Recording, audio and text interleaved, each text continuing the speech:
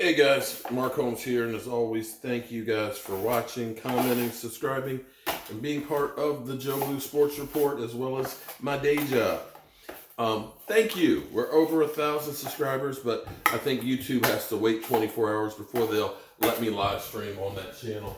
It's not registering it on me yet, but hopefully it will by tomorrow. So I appreciate that. We're going to be putting a lot of content on there from Puerto Rico, so you can see the houses that we're working on and see some of the sights and sounds and stuff there. And of course, me and Michael Anthony Fitness, we drove 130 some odd miles going the back way.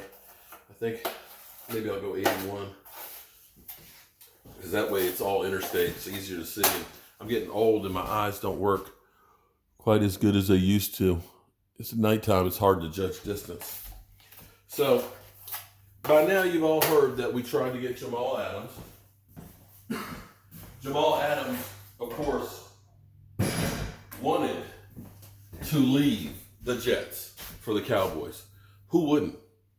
Who wouldn't want to leave that dumpster fire? I know they kicked our ass, but, he's from Texas. He wants to come home, and he'd like to have a chance to try and play for some playoffs. And he sees guys like Chris Richard, so of course he wants to go. Now, there's a lot of Cowboy fans that are out there that are pissed off. Cowboys just don't want to win. But sometimes the best moves are the non-moves. They wanted two number ones. I'm sorry. For me, there are very few players out there that are worth 2 number 1 draft picks. I'm sorry.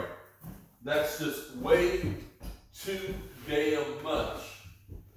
Because you can't overpay. We've been down that road before when we thought we were just a wide receiver away with Joey Galloway.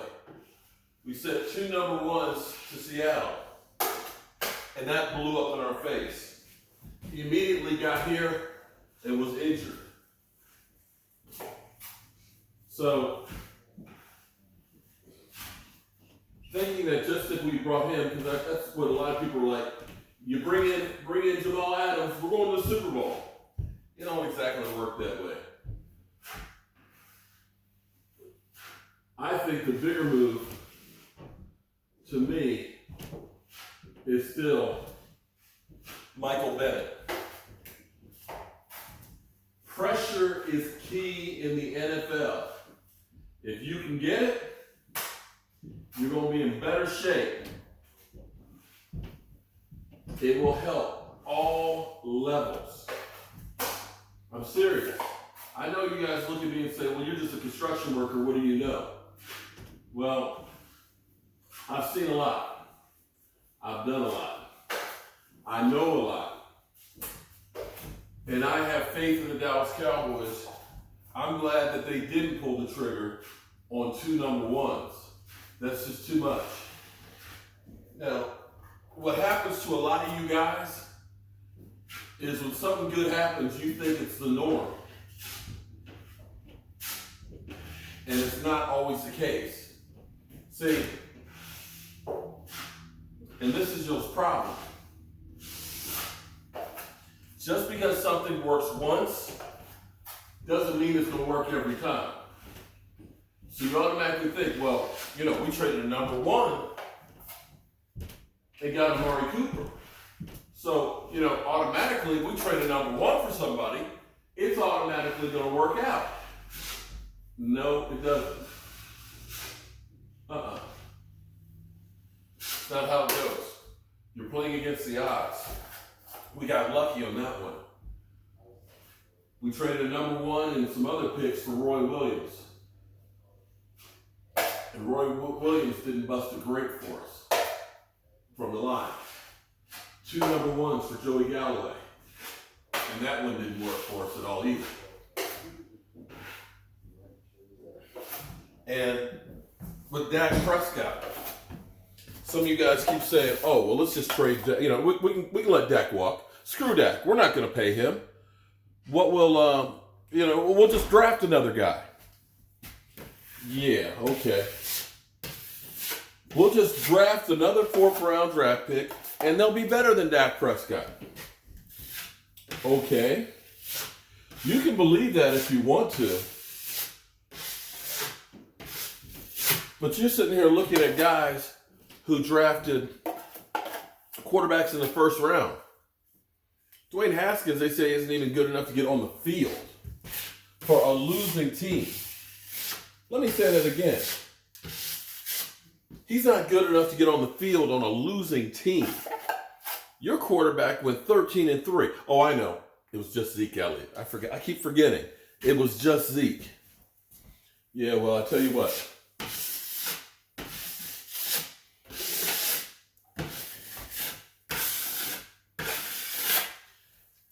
Let's see Dak go down and see how bad the Dallas Cowboys are without him. How about that?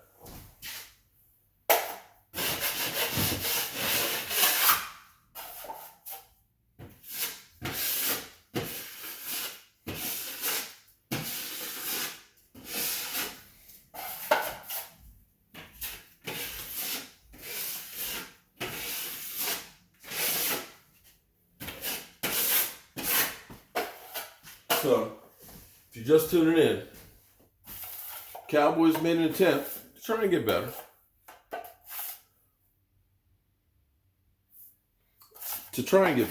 But I'm okay that they didn't. It's just too much money.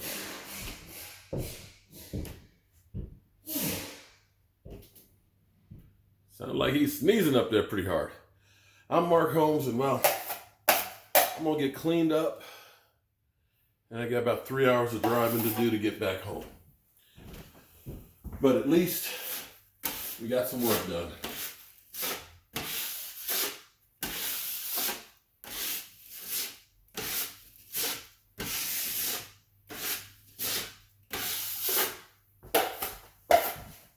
I'm Mark Holmes, and well, we gonna go ahead and get on home. I will see you great people, I'm sure, on the road. When I get back to my house, out at the fire pit,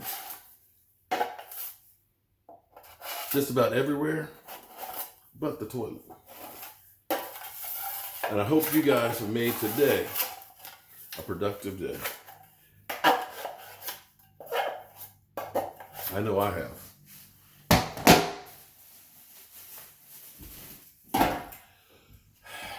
Yippee-ki-yay.